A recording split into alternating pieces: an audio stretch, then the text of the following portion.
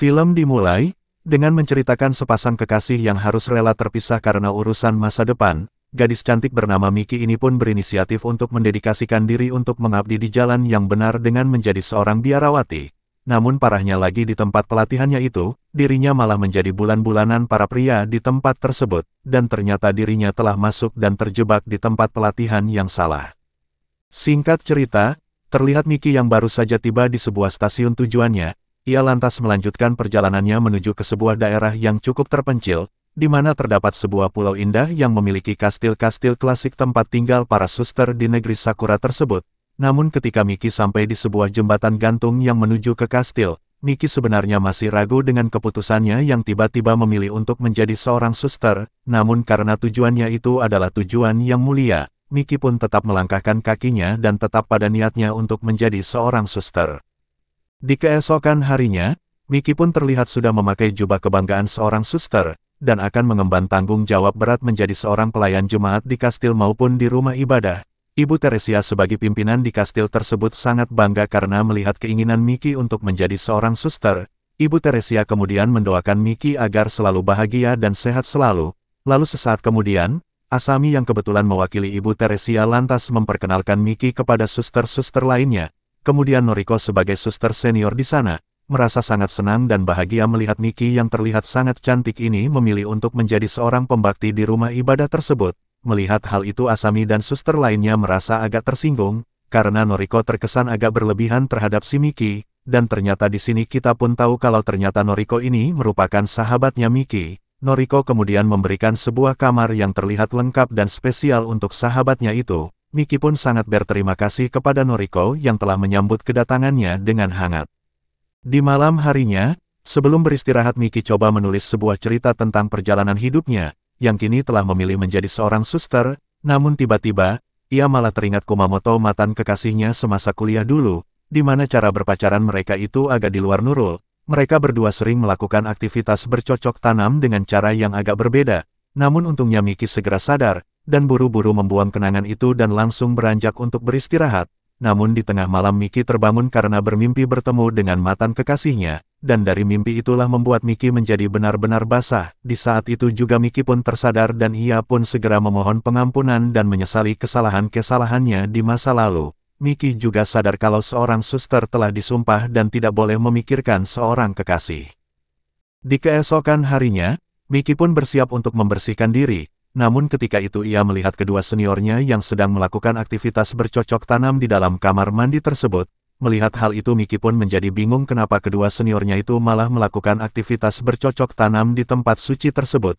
Lalu setelah selesai, Ibu Teresia pun memberikan ujian pertama kepada Miki, yang mana ia akan mengirimkan Miki ke sebuah panti sosial, dan tanpa berlama-lama, Asami pun langsung mengajak Miki untuk meluncur ke panti tersebut.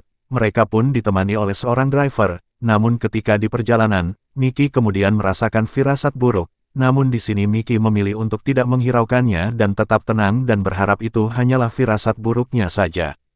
Singkat cerita, setelah sampai di tempat tujuan, terlihat seorang pria bernama Hiroshi menyambut mereka dan berkenalan dengan Miki si suster junior. Kemudian Hiroshi memindahkan Miki ke panti sosial cabang miliknya, dengan alasan di sana masyarakat lebih membutuhkan jasa dari si Miki.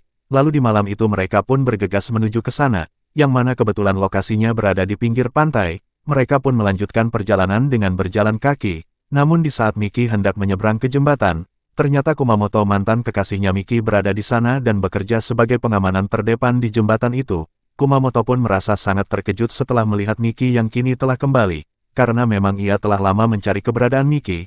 Kemudian Miki pun meminta maaf kalau dia telah memutuskan untuk menjadi seorang suster. Karena tak sanggup melihat Kumamoto, Miki pun segera pergi dari hadapan Kumamoto. Kumamoto sempat ingin mengejar Miki, karena ia ingin memberitahu kalau Hiroshi dan teman-temannya adalah orang jahat yang hanya ingin memanfaatkannya. Namun di sini Miki terus saja menghindar dan tidak menghiraukan apa yang dikatakan oleh Kumamoto. Setelah itu, Miki langsung berdoa dan melakukan permintaan maaf atas segala perbuatan buruknya. Lalu di saat Miki sedang berdoa, Asami justru mencampur minuman Miki dengan sesuatu dan merencanakan sesuatu untuknya. Setelah selesai berdoa, Asami sebagai seniornya langsung memberikan Miki sebuah minuman. Asami merasa prihatin dengan masalah yang sedang dialami oleh si Miki. Tanpa prasangka apapun Miki pun langsung meminumnya dan sesaat kemudian ia pun langsung tertidur. Di keesokan harinya, Miki dan Asami terlihat sedang bersepeda mengelilingi desa, namun entah karena apa, Miki justru kesasar dan melewati seorang pria, lalu kedua pria lainnya pun datang, dan mereka pun langsung menggoda Miki, tapi untungnya Miki berhasil lolos, namun karena tidak ada jalan keluar Miki pun berhasil ditemukan kembali. Dan ia pun langsung diajak untuk melakukan aktivitas bercocok tanam oleh ketiga pria tersebut. Di sisi lain, Kumamoto kedatangan Asami, dan ia pun bertanya kepada Asami, tentang keberadaan Miki kekasihnya. Asami memberitahu kalau Miki baik-baik saja di dalam panti, dan Asami meminta agar Kumamoto jangan mengusiknya kembali. Kumamoto yang mendengar hal itu pun merasa curiga dan berusaha menyelidiki Miki di dalam panti milik Hiroshi tersebut. Asami sebenarnya tidak keberatan kalau Kumamoto ingin menyelidiki dan memastikan kalau Miki baik-baik saja di sana, namun tentunya dengan sebuah syarat, yaitu Kumamoto harus menutup mata selama perjalanan menuju ke panti yang dimaksud. Singkat cerita, Kumamoto pun akhirnya sampai di panti milik Hiroshi, dan saat itu ia pun langsung dibuat kaget melalui jendela yang kedap suara. Ternyata Miki sedang melakukan aktivitas bercocok tanam bersama tiga pemuda yang sama saat dirinya kesasar tadi. Kumamoto marah-marah dan meminta supaya Hiroshi mengeluarkan Miki. Namun di sini Kumamoto justru dibuat tidak berdaya karena penjaga Hiroshi yang jauh lebih kuat. Pada akhirnya Kumamoto juga ditahan di dalam panti tersebut. Hiroshi lantas memperlihatkan Miki melalui jendela dan menunjukkan bahwa ia sudah memasangkan sebuah alat yang bisa membuat Miki merasa bergetar hanya melalui sebuah remote. Beberapa saat kemudian, di saat Hiroshi tengah lengah, Miki pun berhasil memecahkan kaca dan berhasil meloloskan diri dari panti tersebut. Ia pun bergegas pergi dan memasuki sebuah pos yang ada di tengah hutan. Dari kejauhan Hiroshi pun melihatnya. Ia pun lantas kembali mengeluarkan remote saktinya tersebut. Di sisi lain ternyata pos itu dihuni oleh seorang pria. Sesaat kemudian Miki pun kembali dibuat bergetar oleh Hiroshi. Pemuda itu tampak kebingungan, yang mana pada akhirnya Asami pun masuk dan kembali membawa Miki menuju ke panti. Hari demi hari pun kini sudah berlalu. Miki pun terus dijadikan bahan mainan oleh Hiroshi si pemilik panti. Sampai suatu hari, Miki dibawa dan dipertemukan kembali dengan Kumamoto di ruangan bawah tanah. Hiroshi kemudian datang dan membiarkan Kumamoto untuk melakukan aktivitas bercocok tanam dengan Miki. Namun dengan cara yang benar-benar di luar nurul, Asami yang melihat hal itu merasa cemburu, karena Hiroshi juga turut ikut dalam aktivitas tersebut. Pada keesokan paginya, tanpa sepengetahuan siapapun Asami yang merasa cemburu lantas mengeluarkan Miki serta Kumamoto dari panti mereka. Lalu mereka berdua pun segera pergi dari sana, dan menelusuri hutan dengan sangat bersemangat.